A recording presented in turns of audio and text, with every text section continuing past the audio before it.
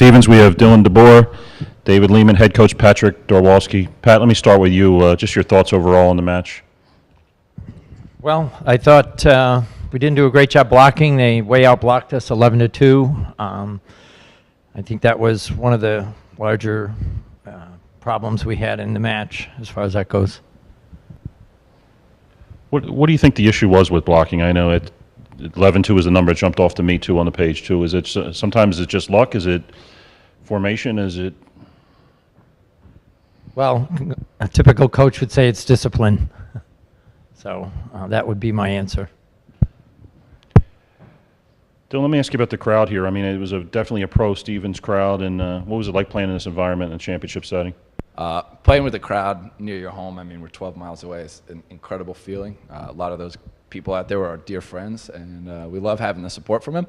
So we're really glad that we could see him come out tonight and at least give him a little bit of a show.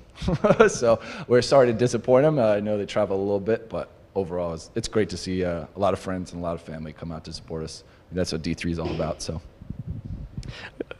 Coach, you were trying to jumpstart your offense, subs in and out, switched offenses for a period. Well, why weren't you just able to kind of shake the offense and jumpstart it tonight the way you guys have been so capable of so many times? Well, when we started making all those subs, we were trying to put up a bigger block. Obviously, that was our biggest issue, is that we just weren't stopping them at the net. So we tried to switch to a 6-2, and it didn't seem to be working. So we obviously switched right back and hoped that we'd have the outcome we were looking for. And what made you knew about Raymond Castillo? What made him tough? What made him particularly tough to either block or stop tonight to at least contain him a little bit more? Well, he's a middle that they've moved to the outside, so he's got a real high vertical. He's a tall guy and was just getting over the top of players.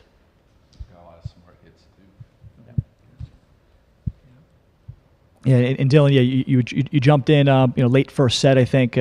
What was just kind of your mentality, just someone to try to just get on fire the way you guys are so capable of? Well, this is my fourth Final Four appearance. It's great to be here. The third one I've gotten to play in, and when you get put in, you have one job to do. I think a lot of the guys on the court were doing their job. We just needed someone to do it and have someone to look to.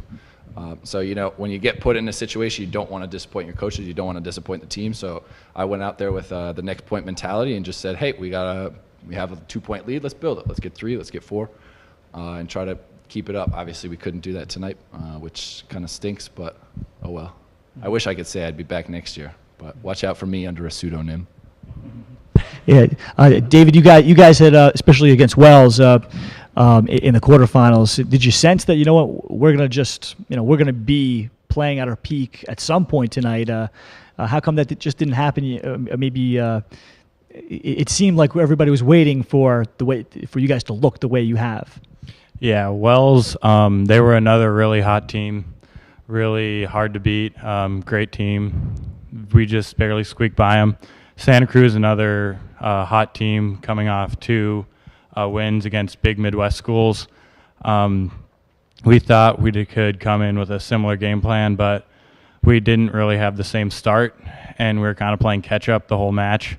In the third set, we kind of got cooking, but had a little rough patch and wasn't able to pull it off.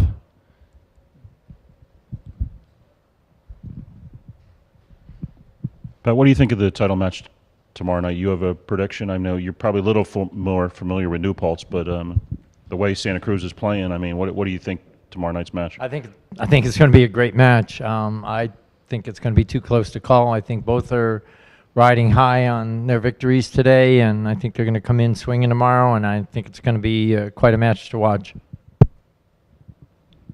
Then why don't you just talk about your career in general at Stevens? I mean, what it's meant to play for the institution, what it's meant to play for Pat? Well, I remember sitting in my kitchen watching all the way back in Illinois, watching the 2015 championship at Stevens. And at that point, I think I had committed to the school a month earlier. And so watching that and watching those guys win on their home court, I knew it was definitely the place to be.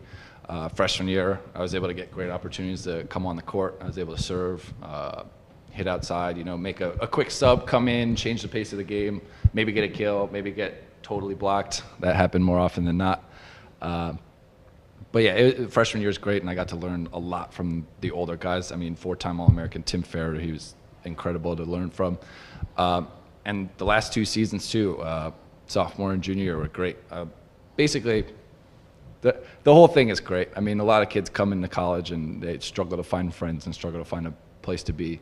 D3 especially, like I was put on a team and now I have friends for life. So playing volleyball is just part of it. I just got to be part of the team and play with my friends every day in practice for 4 months during the spring season. And I tried to give it my all when I was on the court. And, we made it pretty far. I think 4 times in the Final Four is something to be proud of, especially playing last year in the national championship. It's definitely something I'm going to remember. So I'm really proud of that, and I'm proud of all the seniors that are going to be graduating here. And I'm just excited for the new class to come back next year.